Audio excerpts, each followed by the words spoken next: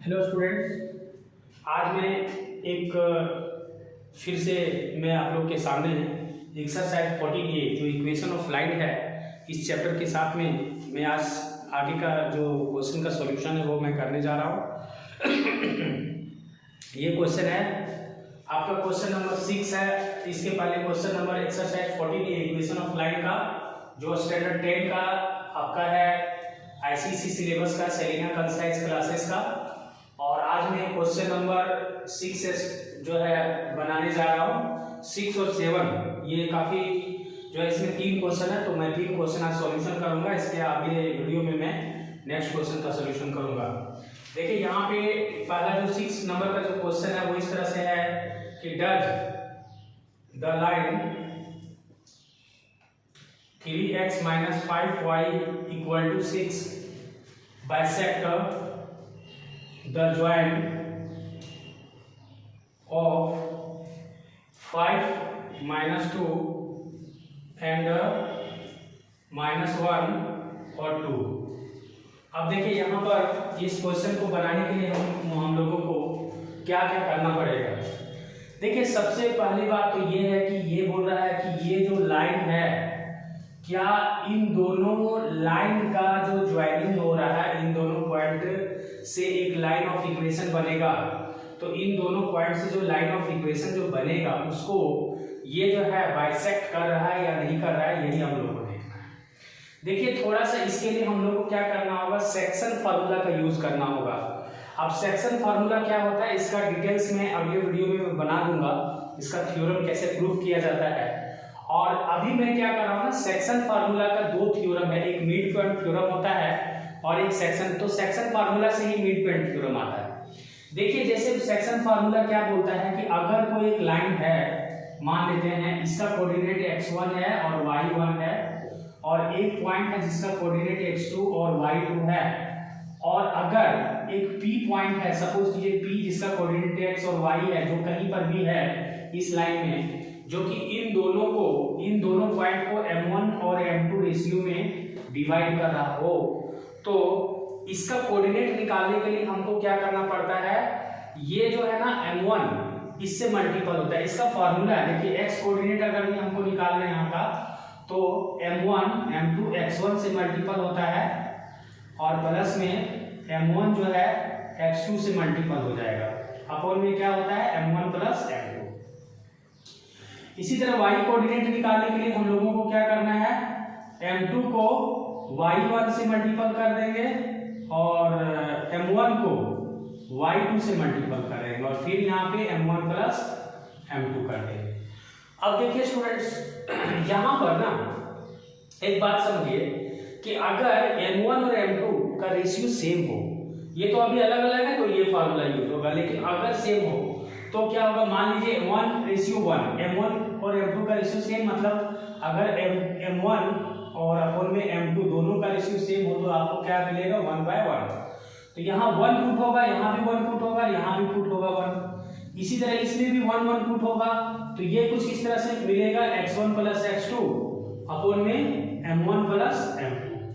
इसी तरह से यहाँ मिलेगा, सब में अगर 1 पुट हो जाएगा तो यहाँ मिलेगा y1 + y2 अपॉन में 2 मिलेगा, सॉरी यहाँ पर 1 + 1 क्या मिलेगा 2। तो ये जो आप देख रहे हो ना यही मिड पॉइंट थ्योरम है। तो मिड पॉइंट थ्योरम का मतलब ये हुआ,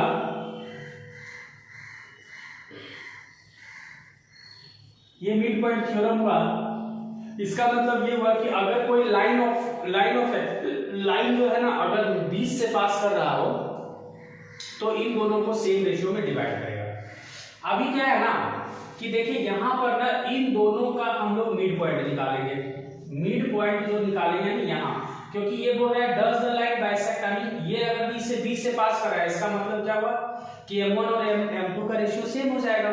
इसका मतलब इसका जो मिड पॉइंट थ्योरम यानी ये कोऑर्डिनेट यानी x का कोऑर्डिनेट ये और y का कोऑर्डिनेट ये, तो अगर ये वाला लाइन मान लीजिए इस तरह पास कर रहा है, सपोज कीजिए इसी पॉइंट से पास कर जा रहा है, तो इसका जो x और y का कोऑर्डिनेट यानी x का जो ये दोनों से मिड पॉइंट थ्योरम के थ्रू जो x का कोऑर्डिनेट आएगा और y का कोऑर्डिनेट आएगा, तो हम लोग पहले भी स्टैंडर्ड 9 में पढ़े थे कि अगर दो लाइन इंटरसेक्ट करता है तो लाइन ऑफ इंटरसेक्शन जहां होता है उसका जो कोऑर्डिनेट होता है वो जो होता है वो दोनों इक्वेशन का वैल्यू होता है। तो जैसे इससे हम लोग क्या करेंगे ना, इससे मिड पॉइंट थ्योरम से इन दोनों का कोऑर्डिनेट निकालेंगे तो x और y निकलेगा। और अभी बोल रहा है कि ये इक्वेशन इससे पास कर रहा है, दैट मींस यहाँ पे जो x और y का जो वैल्यू आएगा वही इसको सेटिस्फाई करना चाहिए, तभी तो पता चलेगा ना कि ये इससे पास कर रहा है। तो अब हम लोग क्या करेंगे कि यहाँ पर इन दोनों का मिड पॉइंट थ्योरम के थ्रू वैल्यू निकालेंगे। देखिए यहाँ पर x का कोऑर्डिनेट अगर भी हम लोग निकालते हैं तो ये दोनों को ऐड करेंगे तो 5 - 1/2 आएगा। तो 5 - 1 क्या हुआ 4/2, दैट मींस 2 आया, कितना आया 2। और y का कोऑर्डिनेट क्या हुआ -2 + 2/2, तो दैट मींस क्या हो गया, इसका कोऑर्डिनेट 0 हो गया, यानी 2 और 0 हो गया। अब क्या है ना कि 2 और 0 जो है सो यानी x और y का, तो ये लाइन ऑफ इक्वेशन अगर इसको इंटरसेक्ट कर रहा है तो यहाँ का जो x और y का कोऑर्डिनेट है सेटिस्फाई करना चाहिए इस इक्वेशन को। तो हम लोग क्या करते हैं, put x and y in equation 3x - 5y = 6 में पुट अप करेंगे तो हम लोग को क्या मिलेगा, 3 × x का वैल्यू क्या मिला है 2 है, -5 × 0 = हमारा अगर हम लोग देखें तो क्या मिल रहा है 3 × 2 = 6 आ रहा है।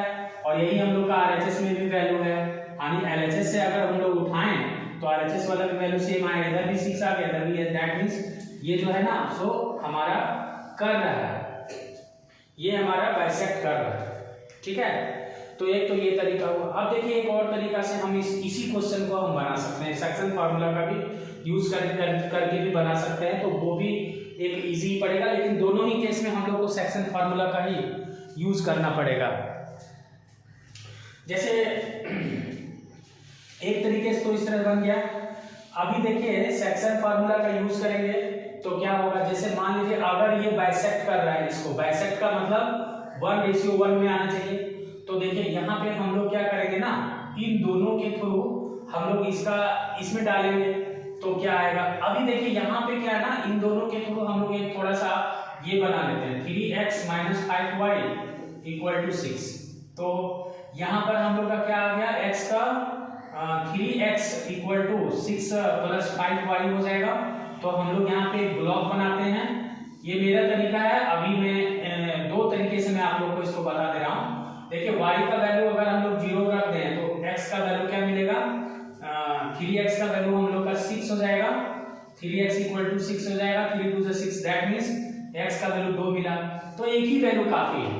अगर बाइसेक्ट कर रहा है दैट मींस x का वैल्यू क्या मिला, यहाँ पर देखिए अगर इसका हम लोग वैल्यू पुट कर दें यहाँ जैसे 5, यहाँ -2, और यहाँ पे हम लोग क्या पुट कर देंगे, x और y का वैल्यू 2 और 0, और यहाँ पर हम लोग का क्या वैल्यू पुट कर देंगे -1 और 2। तो देखिए अगर ये वैल्यू जो है ना, अगर बाइसेक्ट कर रहा हो तो m1 और m2 का रेशियो क्या आ जाएगा, 1/1 आना चाहिए। मैं ये बताना चाह रहा हूँ। देखिए इसके थ्रू हम ना इस इक्वेशन का हम लोग ये वैल्यू निकालेंगे, ये ब्लॉक करके, मतलब ये हम लोग इस तरह करके जो ब्लॉक बनाते हैं और x और y का जो वैल्यू निकालते हैं, जैसे x = 6 + 5y / 3। तो इस तरह से हम लोग y का वैल्यू जैसे 0 रखें तो ये हमारा 6 बचा, 3 × 6, तो इस तरह से बन गया। तो 2 और 0 यहाँ पे हम लोग वैल्यू रख दिए हैं, और 2 और 0 जैसे ही पुट करेंगे तो ये हम लोग का m1 और m2 का वैल्यू जो है सेक्शन फार्मूला में डालने से 1:1 में आना चाहिए, तो भी पता चल जाएगा कि ये बाइसेक्ट कर रहा है। अब देखिए क्या करते हैं ना, हम लोग रख के देखते हैं वैल्यू। अगर नहीं हम लोग सिर्फ 0 को उठा लें तो 0 को उठाएंगे तो क्या होगा, देखिए ये 0 मतलब y वाला उठा रहे हैं, तो y वाला हम लोग को ये फार्मूला लेना होगा जहाँ पे y का कोऑर्डिनेट 0 रख दिए हैं। एक बार फार्मूला में रिपीट करके लिख देता हूँ, y = लिखना होगा हम लोग को m2 y1 + m1 y2 अपन में m1 + m2। तो y का कोऑर्डिनेट 0 हो गया। अब m2 का वैल्यू क्या है, m2 यहाँ पे है और y1 का वैल्यू देखिए -2 है, तो यहाँ -2 डाल देते हैं, प्लस m1 यहाँ पे है और y2 का वैल्यू क्या है, y2 का वैल्यू हम लोग को लेना होगा 2, ठीक है। और m1 और m2 को कुछ भी नहीं लिखेंगे क्योंकि यही वैल्यू हम लोग को निकालना है रेशियो। तो देखिए ये तो 0 से मल्टीपल होके हमारा फाइनली 0 ही हो जाएगा और यहाँ पे क्या बचेगा -2m2 प्लस में 2m1। तो ये 2m2 जो है इधर आ जाएगा, 2m2 इधर आ जाएगा, तो 2m1 यहाँ पे हो जाएगा, 2 से 2 कैंसल, तो m1/m2 इक्वल टू क्या आ गया 1:1 आ गया। दैट मीन्स ये देखिए आपका पता चल रहा है कि ये जो है ना ये लाइन जो है सो बाइसेक्ट कर रहा है, क्योंकि इसका जो x और y का जो कोऑर्डिनेट है इन दोनों की कोऑर्डिनेट से बाइसेक्ट करेगा। तो ये सेक्शन फार्मूला में डालने पर जो m1 और m2 का जो रेशियो है वो 1:1 में आ गया। दैट मीन्स ये पता चल गया कि ये हमारा बाइसेक्ट कर रहा है। तो एक तरीके से इसी क्वेश्चन को मैं 2 सेकंड मेथड से बना के दिखा दिया। अब चलिए नेक्स्ट क्वेश्चन हम लोग बनाते हैं। तो आप जो भी क्वेश्चन इसके बाद जो भी है आप इस मेथड से भी बना सकते हो, तो भी वो सक्सेसफुल रहेगा। चलिए नेक्स्ट क्वेश्चन में हम लोग देखते हैं कि क्या पूछा गया है। ये क्वेश्चन में इतना ही था। आप देखिए नया क्वेश्चन जो हम लोग ले रहे हैं,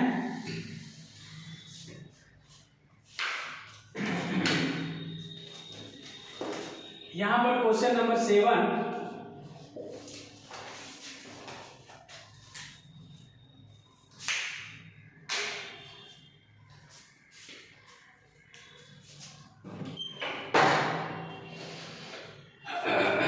7 का 1 हम लोग लिखेंगे। 7 का 1 में हम लोग का है the line y equal to 3x - 2 bisect 3x - 2 bisect the join of A3 and 2 - 5. Find the value of A। देखिए यहाँ पे क्या है ना क्लियर कर दिया है कि y इक्वल टू 3x - 2 जो है bisect the joint of A, इस पॉइंट और इस पॉइंट को बाइसेक्ट कर रहा है, तो ये क्लियर कर दिया है इसने। तो इसका मतलब क्या हुआ कि अभी देखिए सेक्शन फार्मूला के अकॉर्डिंग जो मिड पॉइंट थ्योरम आ रहा था, अगर हम लोग pxy लेते हैं और यहाँ पर हम लोग एक कोऑर्डिनेट लेते हैं x1 y1 और एक कोऑर्डिनेट लेते हैं b x2 y2,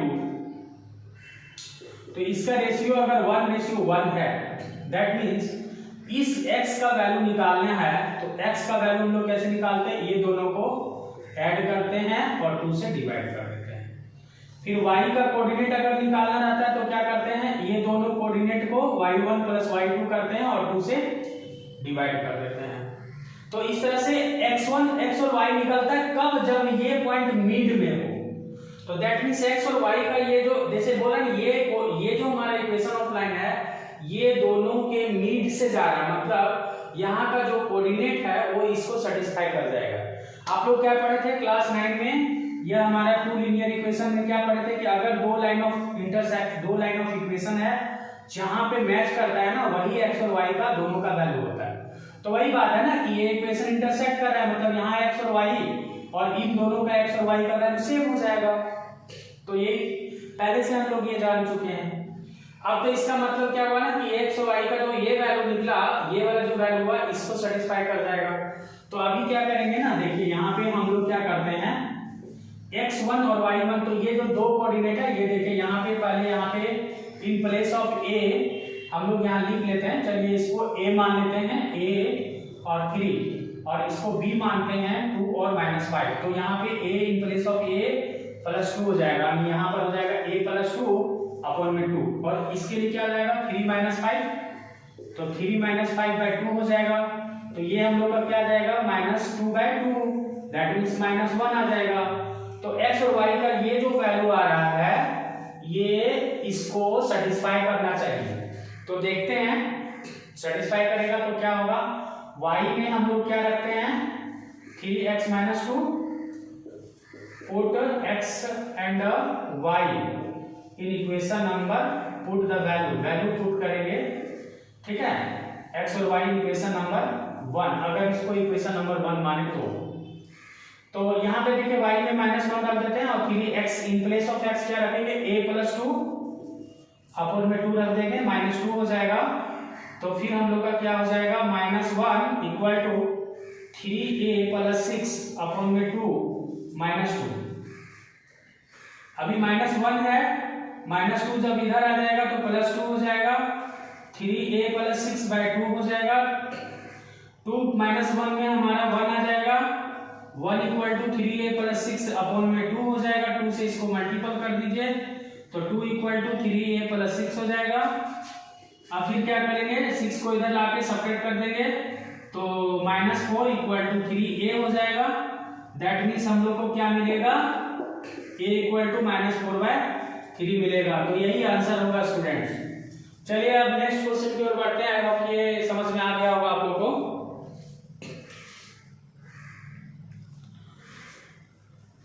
इसके नए क्वेश्चंस में हम लोग बढ़ेंगे तो 7 का 2 है, कुछ इसी तरह का वो भी क्वेश्चन है, लेकिन मैं आज सॉल्यूशन कर रहा हूँ सब सीरियली, तो सारे सीरियली ही सॉल्यूशन कर दूंगा ताकि ये आप लोग को ये हेल्पफुल रहेगा। देखिए यहाँ पर हम लोग 7 का 2 में चले जाते हैं। 2 में लिखा है द लाइन x - 6y + 11 = 0।